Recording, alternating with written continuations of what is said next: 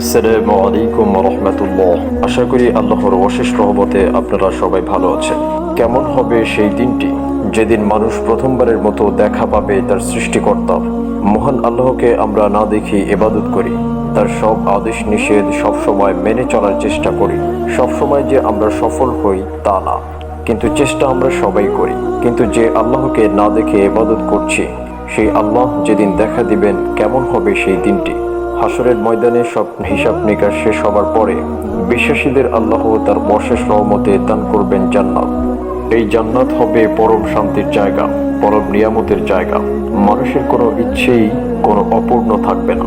জান্নাতের মাটি হবে মিশকে আম্বরের গন্ধ বিশিষ্ট। মুমিনদের জন্য যে ঘর বানানো হবে তার ইট হবে স্বর্ণ ও রূপা। জান্নাতের রাস্তাগুলো হবে মুক্তা দিয়ে তৈরি, আর ঘাস হবে জাফরান। জান্নাতে মুমিনরা থাকবে অনন্তকাল, কারোর বয়স বাড়বে না। কোনো বর্ণনায় আছে জান্নাতে পুরুষদের বয়স হবে 30 অথবা 33 বছর বয়স।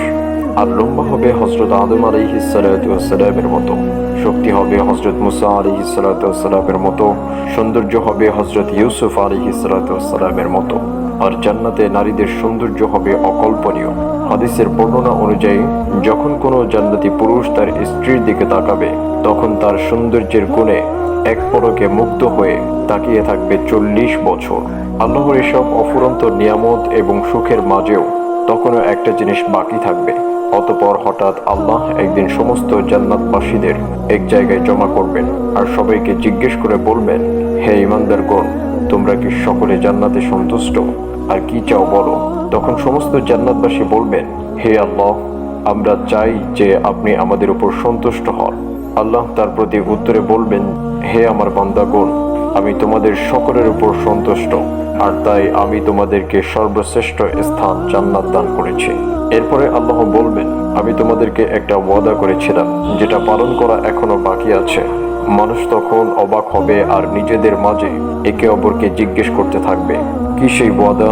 আল্লাহ তো আমাদের সৎ কাজের প্রতিদান দিয়েছেন, আমাদের মন্দ কাজগুলোকে ক্ষমা করেছেন, তার রহমত করে আমাদের জান্নাতে প্রবেশ করিয়েছেন। আর কি বা বাকি থাকতে পারে?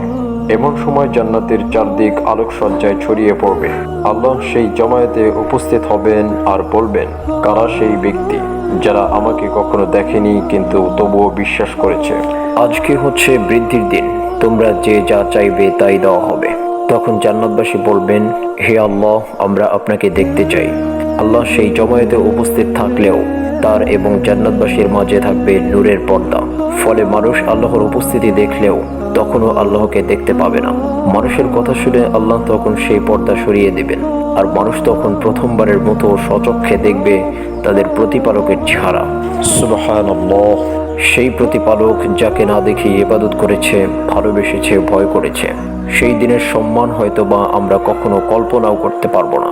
মহান আল্লাহ সুবহানাহু ওয়া তাআলা যেন আমাদের সবাইকে তার দেখানো সঠিক পথে চলার তৌফিক দান করে এবং ওই দিনটি দেখার জন্য সৌভাগ্য দান করে। আমিন। ভিডিওটি ভালো লাগলে লাইক, কমেন্ট, শেয়ার এবং সাবস্ক্রাইব করে সাথে থাকবেন। ধন্যবাদ।